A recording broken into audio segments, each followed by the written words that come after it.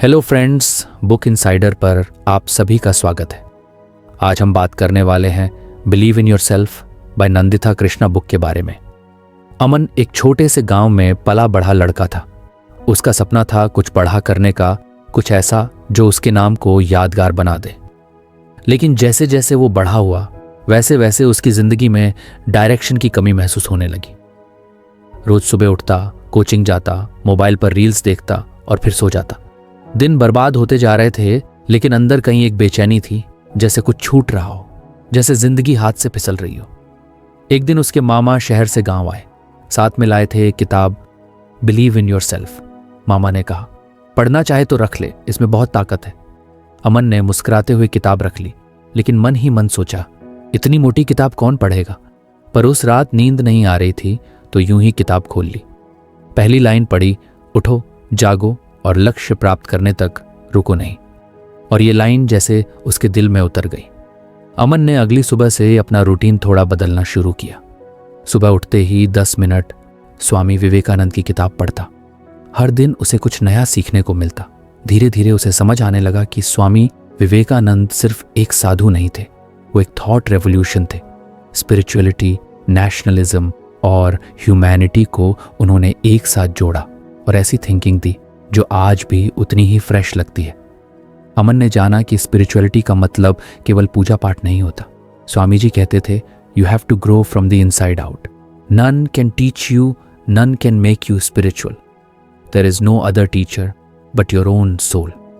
यानी आत्मा की आवाज सुनना ही असली स्पिरिचुअलिटी है। यह सुनकर अमन ने पहली बार अपने आप से पूछा, मैं क्या चाहता हूं, मैं क्यों जी रहा हूं। और यह सवाल उसकी जिंदगी का टर्निंग पॉइंट बन गया। वो सोचने लगा, सिर्फ अच्छे मार्क्स लाना या जॉब पाना ही जिंदगी नहीं हो सकती। उसे समझ आया कि असली सक्सेस तभी आती है जब इंसान खुद से कनेक्ट हो, वो अपनी पहचान जाने। और यह पहचान केवल मेडिटेशन या मंदिर जाकर नहीं आती, बल्कि एक्शन में आती है। स्वामी जी कहते थे, in action is death, action is life. यानी कुछ करने की हिम्मत, चाहे वो छोटा ही क्यों ना हो, जरूरी है। अमन ने एक छोटा काम शुरू किया। उसने अपने गांव के बच्चों को शाम को पढ़ाना शुरू किया। गांव में बहुत से बच्चे थे जिनके पास ट्यूशन के पैसे नहीं थे। शुरू में बस 2-3 बच्चे आए, लेकिन अमन ने हार नहीं मानी।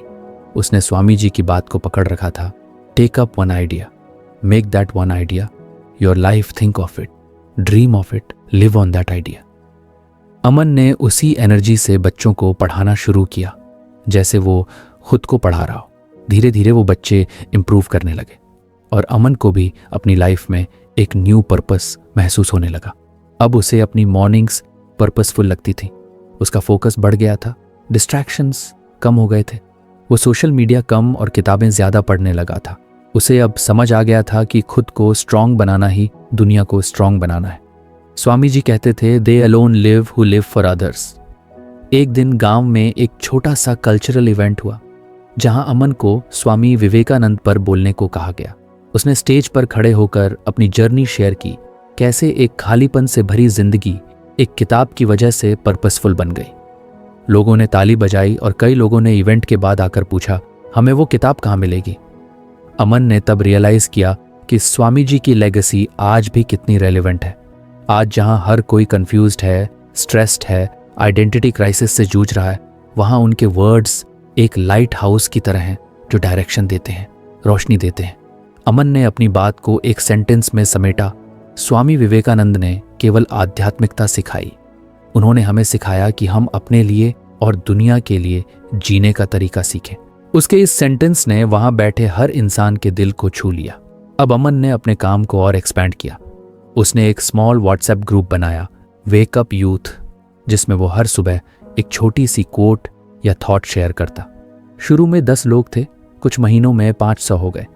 अब वो हर संडे एक फ्री सेशन भी करता जिसमें वो विवेकानंदा की टीचिंग्स और लाइफ लेसन्स को सिंपल एग्जाम्पल से समझाता।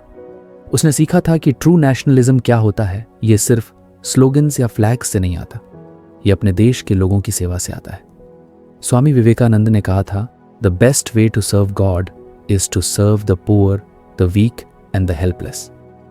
अमन ने इस बात को अपने लाइफ में उतार लिया। धीरे धीरे अमन खुद एक यूथ आइकॉन बन गया, लेकिन उसके अंदर कोई ईगो नहीं था। वो कहता, मुझे कुछ नहीं आता था, मुझे तो सिर्फ उस एक लाइन ने जगा दिया था, उठो, जागो और लक्ष्य प्राप्त होने तक रुको नहीं। उसकी कहानी अब गांव से निकलकर शहरों तक पहुंचने लगी। टीवी पर उसका इंटरव्यू आया और लोग कहने लगे, कौन कहता है एक आदमी दुनिया नहीं बदल सकता? अमन मुस्कुराता और कहता, मैंने दुनिया नहीं बदली, बस खुद को बदला और फिर बाकी कुछ अपने आप बदलता गया। आज की जनरेशन को अगर कोई रास्ता दिखा सकता है तो वो है स्वामी विवेकानंद की थिंकिंग, जो डीप स्पिरिचुअलिटी को मॉडर्न माइंडसेट से जोड़ती है। वो हमें सिखाते हैं कि अपने आप को जानो, अपनी ताकत को पहचानो और दुनिया की भलाई में उसका उपयोग करो। अमन की कहानी बताती है कि एक किताब, एक कोट, एक थॉट अगर दिल से अपनाया जाए तो जिंदगी को नई दिशा दी जा सकती है। स्वामी विवेकानंदा की टीचिंग्स कोई पुरानी बात नहीं है। अगर आपको हमारी फ्री समरी अच्छी लगती है तो आप हमारे चैनल को सब्सक्राइब कर सकते हैं, हमारी मेंबरशिप खरीद सकते हैं या हमें यूपीआई के थ्रू सपोर्ट कर सकते हैं। अब समरी पर वापस चलते हैं। वो आज भी हर कंफ्यूज्ड यूथ के लिए एक जीपीएस की तरह है, जो कहती है, विश्वास करो अपने आप में और दुनिया आपके पैरों पर होगी। और यही अमन ने किया, खुद पर भरोसा किया, खुद को पाया और फिर दूसरों को रोशनी दी। इस रोशनी की लौ अब बुझने वाली नहीं थी, क्योंकि ये लौ एक लेगेसी से जली थी, स्वामी विवेकानंद की लेगेसी से। अगर आज भी कोई यूथ रास्ता भटका हुआ है तो बस इतना जान ले, डायरेक्शन बाहर नहीं अंदर है। और अगर खुद से कनेक्ट हो गया तो फिर कोई भी रास्ता नामुमकिन नहीं। स्वामी विवेकानंदा ने यही तो कहा था, you are the creator of your own destiny. और बस अमन ने अपनी किस्मत खुद बना ली थी, फेथ, एक्शन और सेवा के जरिए। यही है स्वामी विवेकानंद की सच्ची लेगेसी, जो किसी एक दौर के लिए नहीं, हर दौर के लिए है। अब अमन की जिंदगी एक नई दिशा में जा रही थी। वो अब सिर्फ खुद के लिए नहीं बल्कि दूसरों के लिए भी इंस्पिरेशन बन चुका था। लेकिन जिंदगी हमेशा सीधी रेखा जैसी नहीं होती। एक नया चैलेंज उसका इंतजार कर रहा था, ऐसा चैलेंज जिसने उसके कॉन्फिडेंस को हिला दिया। और यहीं से उसे स्वामी विवेकानंदा की टीचिंग्स का दूसरा पहलू समझ में आया, believing in one self is the foundation of everything. एक दिन अमन को एक बड़ी अपॉर्चुनिटी मिली, एक इंटरनेशनल यूथ सेमिनार में भाग लेने का। वहाँ उसे स्पिरिचुअलिटी और यूथ एम्पावरमेंट पर स्पीच देनी थी। ये उसके लिए बहुत बड़ा मोमेंट था। पहली बार वो अपने गांव से निकलकर विदेश जा रहा था और पहली बार इतने बड़े मंच पर बोलने वाला था। सब लोग एक्साइटेड थे, उसके माता पिता, दोस्त, गांव वाले। लेकिन अमन का मन अंदर से डर रहा था। उसे लगने लगा कि शायद वो इतना कैपेबल नहीं है। रात को फ्लाइट से एक दिन पहले वो बहुत एंग्शियस था। उसे याद आने लगा जब वो एक एवरेज लड़का था जिसे डायरेक्शन नहीं पता थी। अब इतने बड़े प्लेटफॉर्म पर बोलने की जिम्मेदारी उसे भारी लग रही थी। वो खुद से कहने लगा, क्या मैं इस लायक हूं? उसके अंदर एक कॉन्फ्लिक्ट शुरू हो गया। वो जो कॉन्फिडेंस उसने धीरे धीरे बिल्ड किया था, वो अब टेस्ट पर था। उसने रात को अपनी पुरानी डायरी निकाली जिसमें उसने स्वामी विवेकानंदा की एक कोट अंडरलाइन की थी, the greatest sin is to think yourself weak. ये लाइन उसे याद दिला गई कि उसे खुद पर शक नहीं करना चाहिए। उसने ये भी पढ़ा था, सब कुछ तुम्हारे अंदर है, तुम कुछ भी और कुछ भी कर सकते हो। ये लाइनें जैसे उसके कॉन्फिडेंस को फिर से जगा रही थी। अमन ने अगले दिन सेमिनार के लिए तैयारी शुरू कर दी। उसने खुद को बार बार मिरर में देखा और बोलने की प्रैक्टिस की। वो हर बार खुद से कहता, मैं अपने आप पर विश्वास करता हूं, I have a voice and that voice matters. और ये सेल्फ टॉक धीरे धीरे उसकी नर्वसनेस को डिसॉल्व कर रही थी। जब वो सेमिनार में पहुंचा तो वहां की चमक दमक, फॉरेन डेलीगेट्स और परफेक्ट इंग्लिश स्पीकर्स को देखकर फिर थोड़ी घबराहट हुई। लेकिन इस बार उसने अपनी घबराहट को छुपाया नहीं। उसने उसे एक्सेप्ट किया और अंदर से खुद से बोला, yes I am nervous but I am not weak. यही इंटरनल एफर्मेशन उसका सहारा बन गई। जब उसका बोलने का टाइम आया तो वो स्टेज पर गया। सब तरफ कैमरास, लाइट्स और हजारों की ऑडियंस थी। उसने गहरी सांस ली और स्पीच शुरू की। उसने किसी फैंसी एक्सेंट या बड़ी वोकैबुलरी का यूज नहीं किया। उसने बस अपनी स्टोरी शेयर की, अपनी जर्नी, अपने ट्रांसफॉर्मेशन की बात की और बताया कि कैसे उसने खुद पर भरोसा करना सीखा। वो कह रहा था, self belief is not arrogance, it is self respect. उसने एग्जाम्पल दिया, जब हम बचपन में साइकिल चलाना सीखते हैं तो कई बार गिरते हैं, लेकिन हर बार उठते हैं क्योंकि हमें यकीन होता है कि हम सीख सकते हैं। यही यकीन बड़ा होकर कहीं खो जाता है। हम खुद से कहते हैं मैं नहीं कर पाऊंगा, लेकिन जब हम खुद से कहें मैं कोशिश करूंगा, वहीं से कॉन्फिडेंस की शुरुआत होती है। अमन की बातों में ऐसा सच था जो हर इंसान रिलेट कर पा रहा था। उसकी सिंप्लिसिटी और ऑनेस्टी ने हार्ट्स को छू लिया। जब उसने स्पीच खत्म की तो पूरा हॉल तालियों से गूंज उठा। कई लोग उसकी बातों से इतने इंस्पायर हुए कि बाद में पर्सनल आकर बोले, we had forgotten to believe in ourselves, your story reminded us. उस इवेंट के बाद अमन को कई और प्लेटफॉर्म से इनवाइट आने लगे, लेकिन अब उसे फेम से ज्यादा खुद पर भरोसा करना अच्छा लग रहा था। उसे समझ आ गया था कि believing in yourself doesn't mean you'll never fail, it means you'll never stop trying. और यही स्वामी विवेकानंद की सच्ची शिक्षा थी। एक बार अमन ने एक छोटे शहर के गवर्नमेंट स्कूल में सेमिनार रखा। वहां बच्चों से पूछा, तुम क्या बनना चाहते हो? एक लड़के ने कहा, मैं आईएएस बनना चाहता हूं, पर शायद मुझसे ना हो पाए। अमन मुस्कुराया और उससे पूछा, क्यों नहीं हो पाएगा? बच्चा बोला, क्योंकि हमारे पास कोचिंग नहीं है, इंग्लिश अच्छी नहीं है और घर में पैसे भी नहीं है। अमन ने उस लड़के को वहीं एक लाइन सुनाई, stand up, be bold, be strong, take the whole responsibility on your shoulders and know that you are the creator of your own destiny. फिर बोला, तू अगर खुद पर भरोसा नहीं करेगा तो कोई और क्यों करेगा? कोचिंग ना सही, इंटरनेट है, पैसे ना सही, मेहनत है, और इंग्लिश ना सही, नॉलेज है, तुझ में सब कुछ है, बस खुद पर यकीन नहीं है। उस लड़के की आंखों में चमक आ गई। शायद पहली बार किसी ने उसे वीक नहीं समझा। और यही था अमन का असली मकसद, लोगों को खुद की ताकत से मिलाना। अमन खुद हर दिन सुबह उठता और मेडिटेशन करता, फिर मिरर के सामने खुद से कहता, मैं कैपेबल हूं, मैं पावरफुल हूं, मैं दूसरों को भी एम्पावर कर सकता हूं। ये डेली अफर्मेशन उसका फ्यूल बन गया था। उसे अब पता था कि जिंदगी में कोई भी सक्सेस मिले, अगर सेल्फ बिलीफ नहीं है तो सब टेम्पोरेरी है। एक बार अमन से किसी ने पूछा, तू हर टाइम इतना कॉन्फिडेंट कैसे रहता है? अमन ने जवाब दिया, क्योंकि मैंने खुद को अंदर से स्ट्रांग बनाया है। स्ट्रेंथ का मतलब सिक्स पैक या लाउड वॉइस नहीं होता। स्ट्रेंथ का मतलब होता है खुद के डाउट्स को एक्सेप्ट करके भी आगे बढ़ना। अमन ने अपनी स्पीच में एक बार कहा था, स्पिरिचुअल ग्रोथ और प्रैक्टिकल सक्सेस दोनों की जड़ है सेल्फ बिलीफ। अगर तुम खुद को छोटा समझते हो तो दुनिया तुम्हें और छोटा कर देगी, लेकिन अगर तुम खुद को पावरफुल समझते हो तो धीरे धीरे दुनिया भी तुम्हें वैसे ही देखेगी। अब अमन गांव, शहर, देश विदेश सब जगह यूथ से कनेक्ट करता था, लेकिन उसका फेवरेट काम था छोटे बच्चों को कॉन्फिडेंस देना। वो बच्चों को हर बार एक टास्क देता, रोज मिरर में देखकर खुद से बोलो, मैं इंपॉर्टेंट हूं, मैं इंटेलिजेंट हूं और मैं कुछ भी कर सकता हूं। ये सिंपल सा एक्सरसाइज जिसे किसी किताब में नहीं लिखा गया था, लेकिन स्वामी विवेकानंद की टीचिंग से इंस्पायर्ड था, कई बच्चों की जिंदगी बदल रहा था। आज अमन अपने नाम से नहीं, अपने मिशन से जाना जाता है। उसके लिए यह सफर आसान नहीं था, लेकिन एक बात जिसने उसे हर मुश्किल में खड़ा रखा वो था सेल्फ बिलीफ। स्वामी विवेकानंदा ने जो स्ट्रेंथ की बात की थी वो किसी जिम में नहीं बनती, वो अंदर बनती है। और जब अंदर स्ट्रेंथ होती है तो दुनिया की कोई पावर तुम्हें नहीं रोक सकती। अमन की कहानी बताती है कि खुद पर भरोसा करना कोई एरोगेंस नहीं है, ये जरूरी है। क्योंकि अगर तुम खुद को नहीं जानते, नहीं मानते, तो फिर और कोई क्यों मानेगा? स्वामी विवेकानंद ने कहा था, आपको ईश्वर पर विश्वास करने से पहले आप खुद पर विश्वास करना होगा। और यही बात अमन ने अपनी जिंदगी में पूरी तरह से जी ली।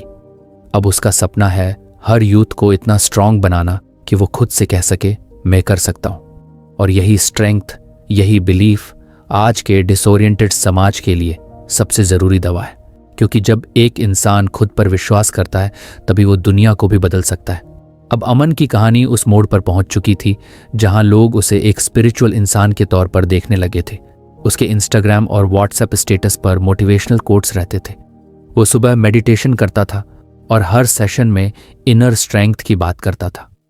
कुछ लोगों ने तो उसे बाबा तक कहना शुरू कर दिया था, लेकिन अमन जानता था कि स्पिरिचुअलिटी का मतलब सिर्फ साइलेंस, ध्यान और किताबों में खो जाना नहीं है।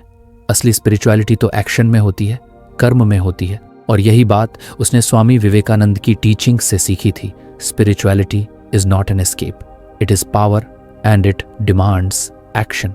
एक दिन उसे एक यूथ लीडरशिप कॉन्फ्रेंस के लिए बुलाया गया। वहां सब स्पीकर्स हाईली एजुकेटेड थे, कोई आईआईएम से था, कोई कॉर्पोरेट सक्सेस स्टोरी।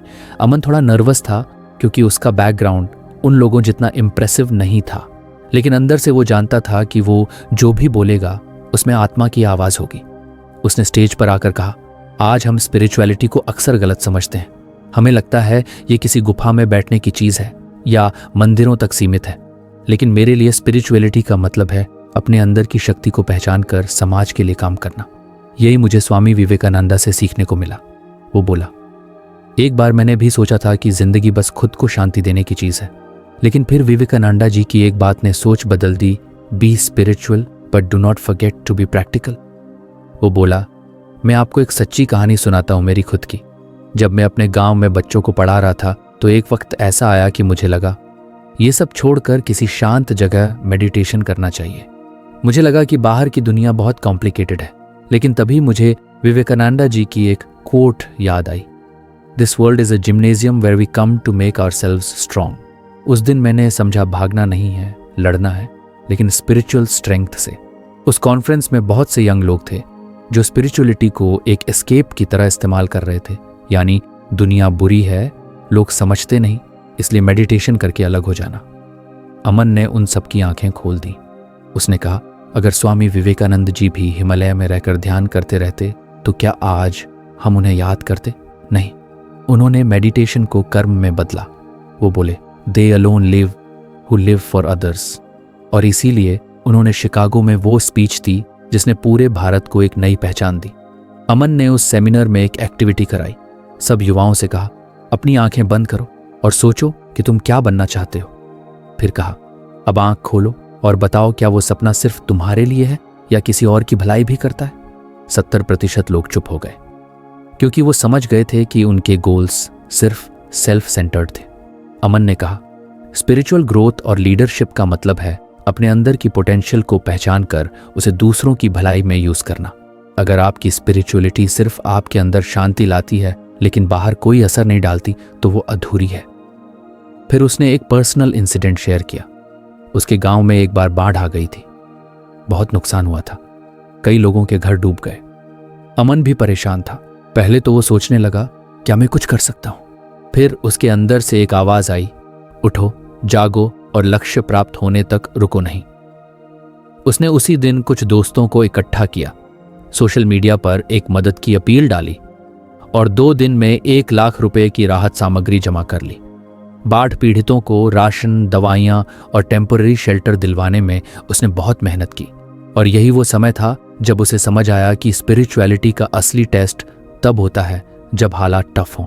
जब आप दूसरों की तकलीफ को अपनी तकलीफ समझकर काम करते हैं, वहीं असली इनर ग्रोथ होती है। अमन अब समझ चुका था कि भारत जैसे देश को सिर्फ एजुकेटेड लीडर्स नहीं चाहिए, उसे spiritually rooted, action oriented leaders चाहिए, क्योंकि एजुकेशन विदाउट कंपैशन डेंजरस होता है और स्पिरिचुअलिटी विदाउट एक्शन यूजलेस होती है। एक बार किसी ने अमन से पूछा, क्या आपको कभी डर नहीं लगता कि आप फेल हो सकते हो? अमन ने हंसकर जवाब दिया, मुझे डर नहीं लगता क्योंकि मैंने खुद को किसी रिजल्ट से नहीं, एक्शन से जोड़ लिया है। मुझे पता है कि अगर मेरा काम सच्चा है तो उसका असर जरूर होगा, चाहे आज हो या कल। फिर उसने बताया कि वो अब एक इनिशिएटिव शुरू कर चुका है, यूथ फॉर चेंज। इसमें वो छोटे शहरों और गांवों में जाकर बच्चों और युवाओं को जागरूक करता है, उनके अंदर लीडरशिप क्वालिटीज, पर्पस और सोशल सर्विस की भावना भरने के लिए। हर सेशन की शुरुआत वो एक कोट से करता है, each soul is potentially divine, the goal is to manifest this divinity by work, worship and knowledge. वो बच्चों को सिखाता है कि पूजा सिर्फ मंदिर में नहीं, अपने काम में भी होती है। अगर तुम सफाई करते हो तो पूरी श्रद्धा से करो, अगर पढ़ाई करते हो तो पूरी ईमानदारी से। यही है कर्मयोग जो विवेकानंदा जी ने सिखाया। अमन ने अब अपने गांव में एक सेंटर शुरू किया है जहां मेडिटेशन, रीडिंग और स्किल बिल्डिंग सिखाया जाता है। वहां हर दिन एक एक्टिविटी होती है, स्पिरिचुअल एक्शन सर्कल, जिसमें हर पार्टिसिपेंट को कोई एक ऐसा काम करना होता है जो किसी और की भलाई करे, चाहे वो किसी को पढ़ाना हो, किसी बुजुर्ग की मदद करना हो या पेड़ लगाना हो। उस सेंटर में एक दीवार है जिस पर स्वामी विवेकानंद की यह कोट लिखी है, What we want is muscles of iron, nerves of steel and minds that do not waver। और ये दीवार जैसे सबको रिमाइंड करती है कि स्पिरिचुअलिटी का मतलब है स्ट्रेंथ, और वो स्ट्रेंथ तब तक अधूरी है जब तक उसका उपयोग समाज के लिए ना हो। अब अमन नेशनल लेवल पर काम कर रहा है, सरकार और एनजीओज के साथ मिलकर यूथ अवेयरनेस कैंपेन्स करता है। पर उसने अपनी सादगी नहीं छोड़ी। हर दिन सुबह उठता है, ध्यान करता है और एक सवाल खुद से पूछता है, आज मैंने किसके लिए क्या किया। अमन की कहानी हमें यही सिखाती है कि स्पिरिचुअलिटी कोई एस्केपिज्म नहीं है, ये तो बैटलफील्ड का आर्मर है। ये हमें भागने नहीं, लड़ने की ताकत देती है। और जब ये ताकत युवा के हाथ में होती है तो वो न सिर्फ खुद को बदल सकता है बल्कि पूरे देश की दिशा बदल सकता है। स्वामी विवेकानंद ने जब कहा था, give me 100 energetic youth and I shall transform India, तो वो ऐसे ही युवाओं की बात कर रहे थे जो अंदर से जागे हुए हों और बाहर से कर्मशील। अमन आज उन्हीं में से एक बन चुका है और उसकी कहानी आज के हर कंफ्यूज्ड, स्केयर्ड और लॉस्ट यूथ को ये बताने के लिए काफ़ी है कि असली शक्ति हमारे अंदर है। बस ज़रूरत है उस शक्ति को पहचान कर उसे सही दिशा में इस्तेमाल करने की। तभी स्पिरिचुअलिटी सच्ची होगी, तभी लीडरशिप मीनिंगफुल होगी और तभी भारत का भविष्य उज्जवल होगा। अब अमन की कहानी सिर्फ एक गांव या शहर तक सीमित नहीं थी, वो अब देश भर के युवाओं को कनेक्ट कर रहा था। उसका मिशन था यूथ को सेल्फ बिलीफ, एक्शन और स्पिरिचुअलिटी से जोड़ना। लेकिन एक बार कुछ ऐसा हुआ जिसने उसे स्वामी विवेकानंदा की टीचिंग्स का एक और गहरा पक्ष सिखाया, धार्मिक सहिष्णुता और एकता की ताकत। एक दिन अमन को उत्तर प्रदेश के एक शहर में बुलाया गया। वहां उसका एक सेमिनार था, यूथ एंड नेशनल यूनिटी। इस शहर में कई धर्मों के लोग रहते थे, लेकिन हाल ही में कुछ कम्युनल टेंशन हुई थी। 2 कम्युनिटी के लोग आपस में भिड़ गए थे, मंदिर में डीजे बजा या नहीं इस बात को लेकर। छोटे से इशू ने बड़ा रूप ले लिया था। अमन जब वहां पहुंचा तो माहौल थोड़ा तनावपूर्ण था।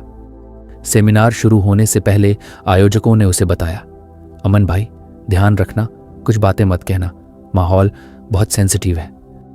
अमन ने बस मुस्कुरा कर कहा, मैं सिर्फ दिल से बात करूंगा और दिल की बात दिल तक पहुंचेगी। सेमिनार में हॉल भर गया था, हिंदू, मुस्लिम, सिख, ईसाई सब बैठे थे। अमन स्टेज पर गया और थोड़ी देर ऑडियंस को देखता रहा। फिर बोला, आज मैं आपको एक कहानी सुनाता हूं, किसी और की नहीं, अपनी खुद की। उसने बताया, जब मैं छोटा था मेरे सबसे अच्छे दोस्त का नाम था आरिफ। वो मुस्लिम था और मैं हिंदू, लेकिन हमें कभी फर्क महसूस नहीं हुआ। हम साथ में स्कूल जाते थे, साथ में क्रिकेट खेलते थे, एक दूसरे के घर खाना खाते थे। रमजान में मैं उसके साथ इफ्तार करता था और दिवाली में वो मेरे साथ मिठाई बांटता था। हमें पता ही नहीं था कि रिलीजन एक दीवार हो सकती है। फिर बड़े होते होते हमें समाज ने सिखाना शुरू किया, वो अलग हैं, उनसे दूरी बनाकर रखो। लेकिन मेरे दिल में आरिफ के लिए रिस्पेक्ट कभी कम नहीं हुई, क्योंकि मैंने स्वामी विवेकानंदा की एक बात पढ़ी थी, we believe not only in universal toleration but we accept all religions as true. Aman की ये बातें सुनकर ऑडियंस थोड़ा रिलैक्स होने लगी थी। फिर उसने कहा, अगर कोई मुझसे पूछे कि स्पिरिचुअलिटी और रिलीजन में क्या फ़र्क है, तो मैं कहूँगा रिलीजन हमें पहचान देता है और स्पिरिचुअलिटी हमें कनेक्शन। और स्वामी विवेकानंद हमें यही कनेक्शन सिखाते हैं, दिल से दिल का रिश्ता। उसने विवेकानंदा जी के शिकागो स्पीच का जिक्र किया, जब उन्होंने कहा था, मैं गर्व से कह सकता हूँ कि मैं एक धर्म का हूँ जिसने दुनिया को सहिष्णुता और विश्वबोध दोनों सिखाया है, एक्सेप्टेंस। तब पूरी दुनिया ने पहली बार सुना कि भारत ऐसा देश है जो सबको अपनाता है, न कि काटता है। अमन ने वहां बैठे यूथ से कहा, आप अपने धर्म से प्यार करो, ये बिल्कुल सही है, लेकिन इसका मतलब ये नहीं कि दूसरों के धर्म को गलत साबित करना जरूरी है।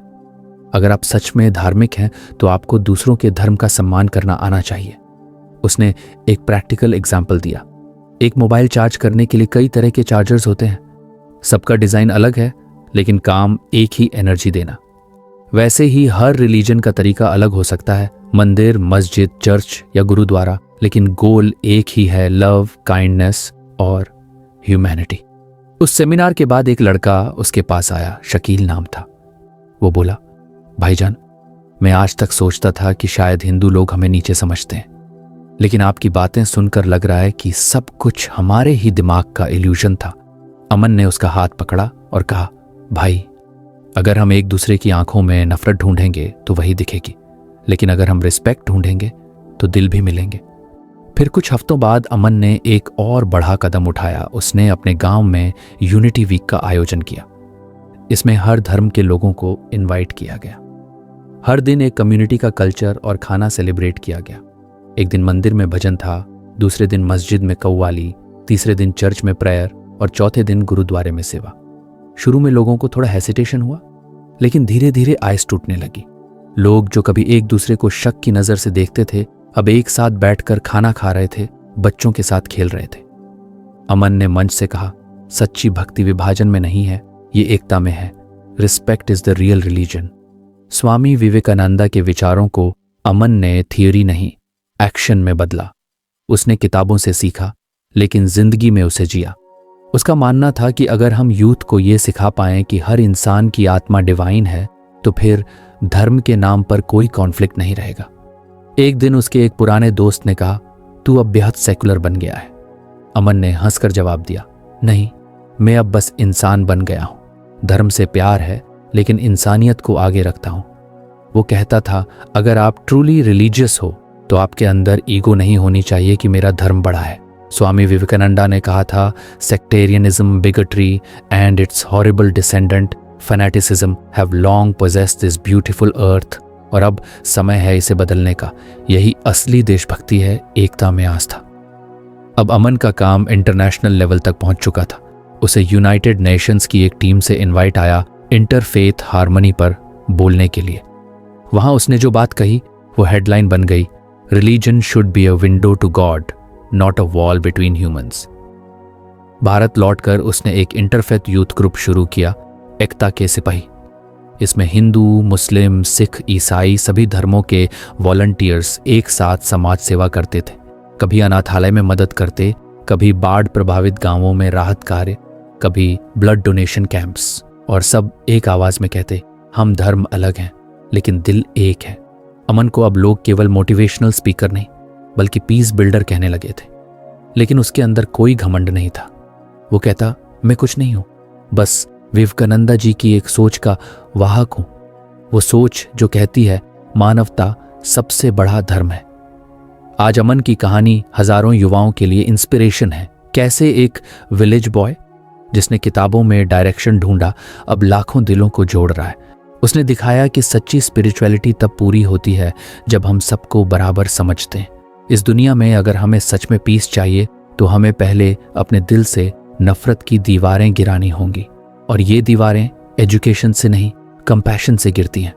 जिस दिन हम हर इंसान को उसकी कास्ट, रिलीजन, लैंग्वेज से ऊपर उठकर देखेंगे, उस दिन हम सच में विवेकानंदा के इंडिया को जी रहे होंगे। अमन अब भी रोज सुबह उठकर मेडिटेशन करता है, लेकिन उसका ध्यान अब सिर्फ इनर पीस तक सीमित नहीं। वो हर दिन खुद से पूछता है, क्या आज मैंने किसी को जोड़ने का काम किया? और जब आंसर यस होता है, तब वो समझता है यही है असली पूजा। स्वामी विवेकानंदा ने कहा था, the more we come out and do good to others, the more our hearts will be purified and God will be in them. और अमन की जिंदगी अब उसी कोट की जीती जागती मिसाल बन चुकी है। यही है धार्मिक सहिष्णुता की ताकत, यही है अमन की कहानी, और यही है विवेकानंदा जी की सच्ची विरासत जो किताबों में नहीं, कर्म में दिखती है। अब अमन की जिंदगी में बहुत कुछ बदल चुका था। गांव का वो सीधा साधा लड़का अब नेशनल और इंटरनेशनल मंचों पर यूथ के लिए आवाज उठाने वाला एक सच्चा लीडर बन चुका था। लेकिन फिर भी उसके भीतर एक आदत कभी नहीं बदली, हर काम को पर्पस के साथ करना और हर रोज खुद से पूछना, क्या मैंने आज किसी के लिए कुछ किया? एक दिन अमन को एक बड़े मीडिया हाउस से कॉल आया। उन्होंने कहा कि वो अमन की जर्नी पर एक डॉक्यूमेंट्री बनाना चाहते हैं। अमन ने बिना किसी हिचक के मना कर दिया। वजह पूछी गई तो अमन ने मुस्कुराकर जवाब दिया, मैं जो कर रहा हूं वो दिखाने के लिए नहीं कर रहा, मुझे बस अपना कर्म निभाना है, बाकी सब भगवान की मर्जी। उसके इस जवाब से लोगों को बड़ा अजीब लगा। आज के दौर में जहां हर कोई काम करते ही सोशल मीडिया पर पोस्ट करता है, वहां अमन का ऐसा सेल्फलेस एटीट्यूड कुछ हटकर था, और यही थी उसकी खासियत।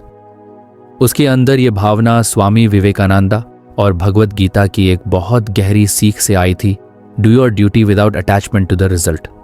इस सोच की असली परीक्षा तब हुई जब अमन ने अपने शहर में एक बड़ा कैंपेन चलाया, पढ़ो और पढ़ाओ।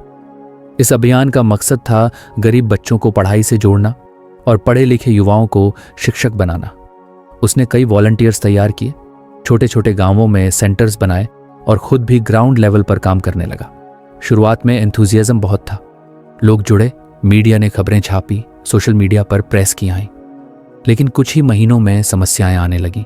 कुछ वॉलंटियर्स ने काम करना बंद कर दिया, कुछ ने पैसे की मांग की और कुछ ने कहा काम का कोई असर नहीं दिख रहा, बच्चों को इंटरेस्ट नहीं है। अमन परेशान होने लगा। उसने सोचा मैं इतना एफर्ट कर रहा हूं लेकिन फिर भी रिजल्ट क्यों नहीं आ रहे। वो एक दिन थक कर मंदिर गया और वहीं बैठ गया। उसकी आंखों में आंसू थे। उसने भगवान से पूछा क्या मैं गलत कर रहा हूं। तभी उसे अपनी डायरी की एक पुरानी लाइन याद आई जो उसने स्वामी विवेकानंद की टीचिंग से लिखी थी। हर काम को ये 3 स्टेज से गुजरना होता है, हंसी हंसाना, विरोध और फिर स्वीकृति। Those who think ahead of their time are sure to be misunderstood। और फिर उसे भगवद गीता की वो अमर सीख याद आई, कर्म करो, फल की चिंता मत करो। उसी शाम उसने खुद से एक वादा किया, अब से मैं बस कर्म करूंगा, बिना किसी रिजल्ट की उम्मीद के। अगर मेरा काम सच्चा है तो उसका असर कभी ना कभी जरूर दिखेगा, भले मैं देखूं या ना देखूं। उसके इस एटीट्यूड से उसकी एनर्जी वापस आ गई। अब वो फिर से वैसे ही पूरे मन से काम करने लगा जैसे पहले करता था, लेकिन अब बिना किसी रिटर्न की उम्मीद के। जब एक बच्चा पढ़ाई छोड़ देता तो वो निराश नहीं होता, बल्कि अगला बच्चा ढूंढता। जब कोई वॉलंटियर छोड़कर जाता तो वो नए वॉलंटियर्स को ट्रेनिंग देता। वो समझ गया था we are not here to count our success, we are here to do our duty with honesty. धीरे धीरे उसका असर दिखने लगा, लेकिन अब वो उसकी प्रायोरिटी नहीं थी। कुछ महीनों में कई बच्चे स्कूल में अच्छे नंबर लाने लगे, कुछ ने स्कॉलरशिप्स पाई और कुछ खुद छोटे टीचर बन गए। लेकिन अमन के लिए ये बस एक और स्टेप था। उसके फोकस में अब भी सिर्फ कर्म था, फल नहीं।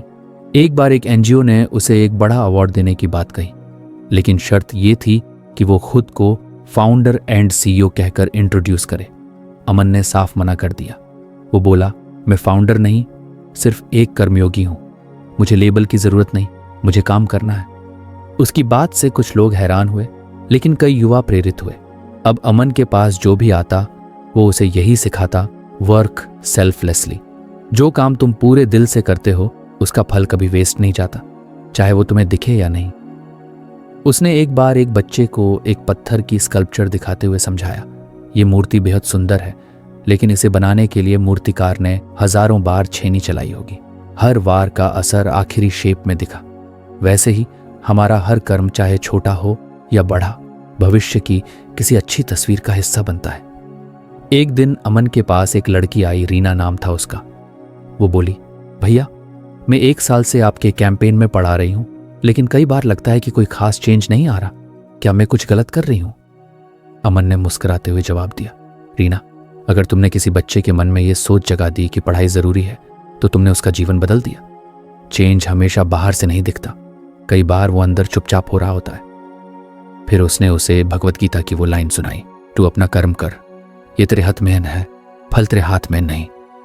और रीना की आंखों में एक नई समझ और शक्ति आ गई। अब अमन अपने हर इनिशिएटिव को इसी सोच के साथ चलाता, रिजल्ट नहीं, सिर्फ रिस्पॉन्सिबिलिटी। जब भी कोई नया प्लान शुरू करता तो पहले खुद को रिमाइंड करता, मैं सिर्फ माध्यम हूं, करना मुझे है, फल देना ईश्वर का काम है। उसने अपने सेंटर की दीवार पर एक बड़ी सी लाइन लिखवाई, selfless service is the purest form of worship, और नीचे लिखा, प्रेरित स्वामी विवेकानंद और गीता द्वारा। अमन की कहानी अब हजारों युवाओं को कर्मयोगी बना रही थी। वो हर किसी को सिखा रहा था कि दुनिया में हर कोई इम्पैक्ट छोड़ सकता है अगर वो काम को पूजा समझे और एक्सपेक्टेशन छोड़ दे। आज भी अगर कोई उससे पूछता है तुम्हें इतना रिकॉग्निशन क्यों नहीं चाहिए, तो उसका जवाब सिंपल होता है, रिकॉग्निशन नहीं, सेटिस्फैक्शन चाहिए।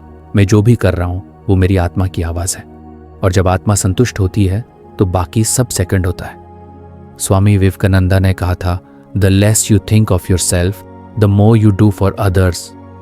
और अमन ने ये बात अपने जीवन में उतार ली थी। उसने एक बार अपने एक फ्रेंड से कहा था, कर्म वही सच्चा होता है जो एक्सपेक्टेशन से मुक्त हो। जैसे माँ अपने बच्चे की सेवा करती है बिना किसी रिटर्न की उम्मीद के, वैसे ही समाज की सेवा करो तभी वो सेवा कहलाती है। तो फ्रेंड्स, ये थी हमारी आज की बुक समरी। आपको कैसी लगी कमेंट करके ज़रूर बताएं, और धन्यवाद आपका समरी एंड तक सुनने के लिए।